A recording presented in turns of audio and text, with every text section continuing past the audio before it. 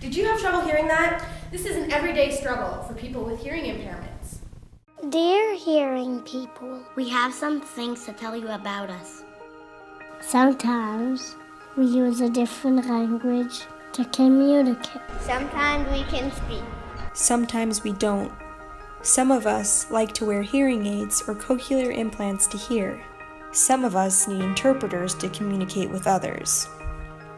Please don't force us to wear hearing aids or lip read for your benefit. That is our personal and private choice. Don't make decisions for us without our participation or permission. You'd be shocked.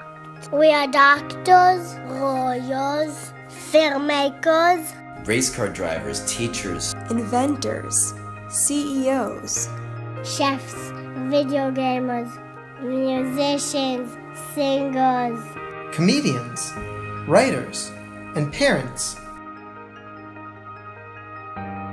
Need we say more? Sometimes we're perfectly happy being who we are. Most of the time, our struggles in society occur when other people make it difficult for us. Sometimes we are too tired to explain ourselves. We suggest that you simply ask us questions and be open. Don't be scared. Don't run away.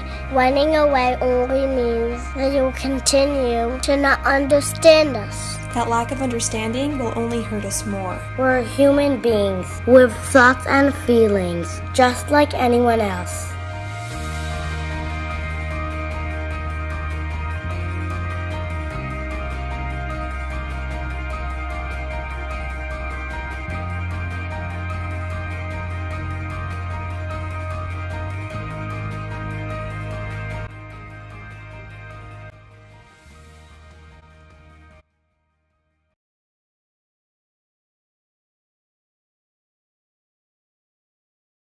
This audiogram of familiar sounds shows the frequency and loudness of various sounds. A bird's chirp is quiet and has a high frequency. And a water drop is quiet but with a low frequency. A piano has a moderate loudness and medium frequency.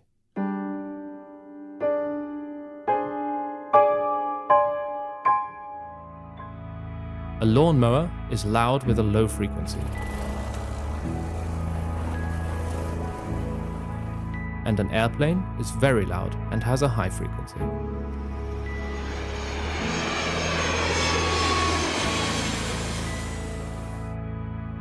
The highlighted area shows the sounds that are most important for hearing and understanding conversation.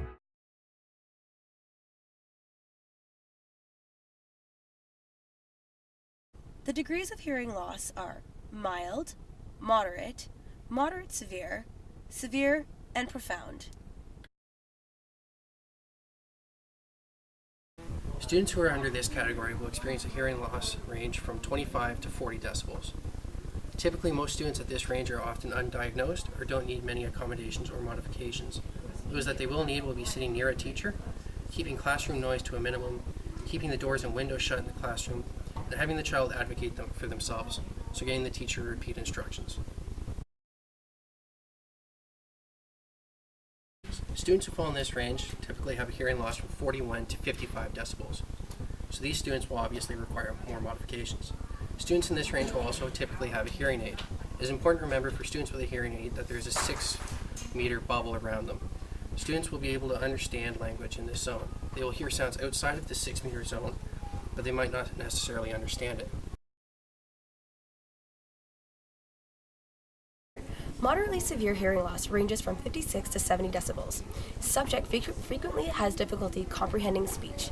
Voices must be loud or amplified. This is the loss between ranges 71 decibels and 90 decibels. And this is when the subject will have great difficulty understanding even loud and amplified speech. The latter may seem faint and distorted. This is when the subject will require amplification and intensive speech and language training.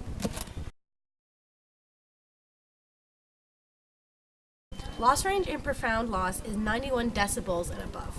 For individuals with profound hearing loss, they may be aware of loud sounds and vibrations, but may not be able to actually comprehend or even amplified speech without the proper training. As you can see, there are many different degrees of hearing loss, and they all require different forms of accommodations. Here are some strategies that you can easily implement in your classroom. It is important to have lots of noise reduction materials in the classroom, so foam, mats, and make sure you have lots of carpet in the room. Speech-to-text materials may also be used for students in this range, as they will typically struggle with instructions if they are not near the teacher. It's important for them to be introduced to a note taker and have a buddy system, so they are partnered up with another student who can relay information to them or repeat instructions that they might not necessarily understand right away. Students will also need downtime and breaks from listening to just relax the mind, as it is quite draining to accommodate a hearing loss. Many students with hearing loss will need extra time to complete tests. Hearing loss affects students' ability to process information, including written information, at the same speed as the peers without hearing loss. This is unrelated to their cognitive ability. Slower processing of information impacts the effort required as well as the fatigue that often results from test taking. This will occur even if the student is trying their best. It will often take a student with hearing loss longer to read the text and longer for them to pull the information from memory. Extra time typically varies from 25 to 50% more time allowed. Writing tests or exams in a quiet room can also be helpful. While hearing aids are usually the most effective, some students may require a hearing device where a microphone is set up to the teacher so they can hear directly. Videos in the classroom should also be closed captioned. Since hearing aids amplify the sounds, it is important that the classroom sounds be reduced so that the students can hear what the teacher is saying or concentrate on the work. An example of reducing auditory distractions is by putting tennis balls on the bottom of chairs to reduce the sound they make when they're being moved. Since the use of hearing aids may not be sufficient, additional text modifications must be implemented in the classroom. A note taker or a speech-to-text translation captioning will also prove to be helpful. Moreover, teachers must articulate and speak at a reduced rate, since the individual will rely heavily on lip reading. Finally, visual supplements such as projected material, whiteboard, charts, vocabulary lists, and lecture outlines will help tremendously. Accommodations that are commonly used are speech reading and American Sign Language. Speech reading is when a person receives a message, generally by observing the speaker's face, paying special attention to the lips, facial expressions, and to the speaker's hand gestures and body language. ASL has its own vocabulary, own grammar, its own word order, and its own history. ASL is founded on combinations of symbolic gestures produced by the shape, location, and the movement of the hands. ASL tends to be learned by children in special settings like schools rather than being passed on by their parents. The benefits of having sign language in the classroom lead to managing student behavior, keeping students actively engaged, assisting students in literacy development of phonics, reading, and their spelling, assisting students in speech and language development, as well as promoting positive peer-to-peer communication and interaction. Children can learn faster when they hear, see, and even actually feel the words that they are learning.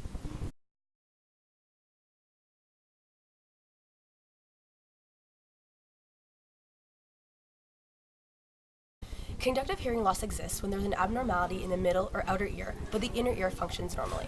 This weakens the sound before it can reach the inner ear. It can often be treated by medication or surgery. The most common cause of conductive hearing loss is from ear infections that cause an accumulation of fluid in the middle ear. Other causes include extreme wax buildup, holes in the eardrum or ruptures, small or absent ear canals, abnormalities of the bones in the middle ear.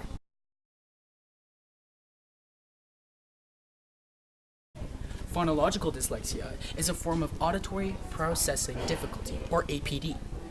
Phonological dyslexia is caused by malposition of neurons, or ectopias, that interfere with the size and placement of the planum temporale. The planum temporale is associated with phonological awareness, and it's meant to be asymmetrical. Normally, it's larger in the left side of the brain. However, those with phonological dyslexia show symmetry, so both sides are exactly the same. In some cases, the left side is even smaller than the right. Because this part of the brain is associated with phonological awareness, those without an asymmetry will have difficulties associating phonemes in speech. Because they hear words differently, Getting them to sound out the correct pronunciation of a word can prove to be quite difficult. Sensory neural loss occurs when the hearing organ and/or the auditory nerve is damaged or malfunctions, so it is unable to accurately send the electrical information to the brain. There are many possible causes for sensory neural hearing loss, and it is almost always permanent. It can be genetic or caused by the natural aging process, diseases, accidents, or even exposure to loud noises and certain kinds of chemicals and medications. Hearing aids, cochlear and hydrocochlear implants are some technologies that can help reduce the effects of having sensory neural hearing loss, and early intervention for hearing loss has been shown to be related to positive school achievement. Unilateral hearing loss occurs when one person has hearing loss in one ear. One ear will have complete normal functionality, where the other ear will range from mild to profound hearing loss, which is complete deafness. There are a wide variety of causes for unilateral hearing loss. The most common one is genetic defect, which is usually conductive or seniorial hearing loss in one ear. Other causes are viral infection, brain surgery to remove tumors, or blunt force trauma to the head or ear. Children will typically struggle with hearing sounds in noisy places. This will tend to cause irritability, frustration, tiredness, and students may respond incorrectly to questions in class or act out in the classroom due to the above factors. Finally, students will struggle with a loss of locality. This means they'll have trouble deciphering where noises are coming from inside the classroom or around them in general. The following film is brought to you in part by the Hearing Loss Association of Norway.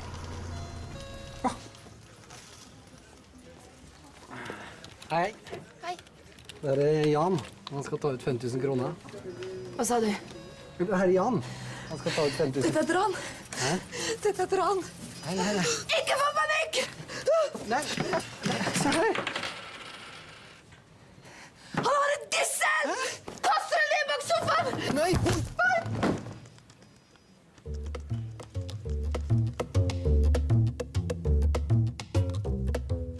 hun mistet en plombe!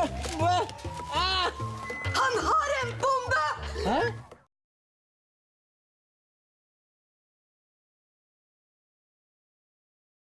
The first sign of hearing loss is that the student will be speaking louder than necessary in conversation.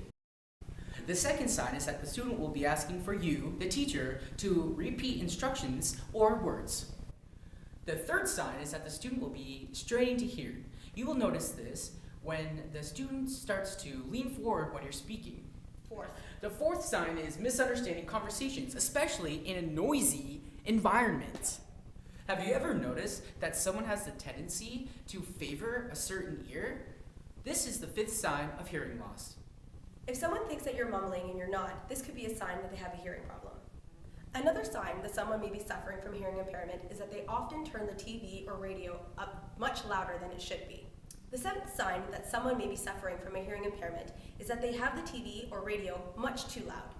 People who suffer from hearing loss often complain about having buzzing or ringing sounds coming from one or both ears. Finally, they may seem uninterested or withdrawn from a conversation, but in reality, they just can't hear what's going on. Hearing loss can happen gradually, and because of this, many people are in denial. If you are experiencing any of the following signs, make an appointment with an audiologist today. So Kyle, what can I expect at a hearing test? Great question, Francis. Well, first they're going to check your ears for major wax buildup. So I hope you've been cleaning those ears. I have. Oh. Secondly, they're going to check your hearing using state-of-the-art equipment. Isn't that exciting? So exciting. What kind of equipment? They're going to be tracking your results using an audiogram. What's an audiogram? Well, let's find out. A hearing test consists of listening to different tones, each with a unique frequency and loudness. To start, a given frequency is played at a very low loudness, and this loudness is gradually increased until the sound is audible. Each ear is tested independently, and the results are marked on an audiogram. In an air conduction test, a circle is often used to identify test results for the right ear.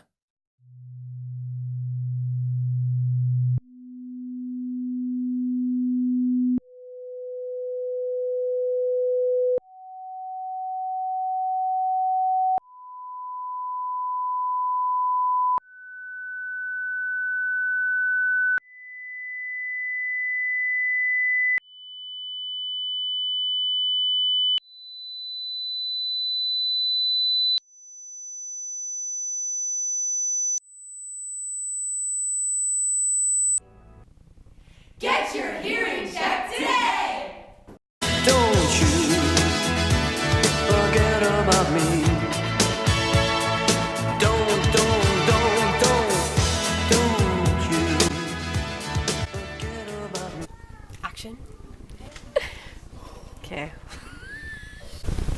Action. You're going. Oh, wait, what? Okay. For individual. Okay. Oh. Okay, it's okay. Get your hearing checked today! Because you're like severe. Can I read you mine where I'm like, because I didn't actually introduce it, so you're right. I gotta do that. I told you to do that. You didn't listen to me, did you? I am sick. Decimals and decimals. Camera. 1. Okay. What? Ready? Different degrees of hearing loss, and they.